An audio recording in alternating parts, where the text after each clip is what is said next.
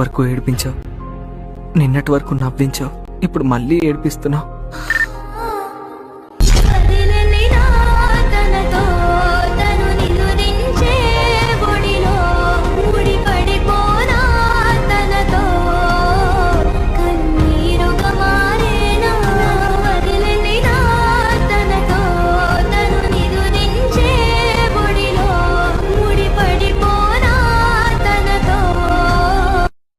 ప్రతి సంక్రాంతికి అల్లుళ్ళు వస్తారు, ఈ సంక్రాంతికి మొగడొచ్చాడు.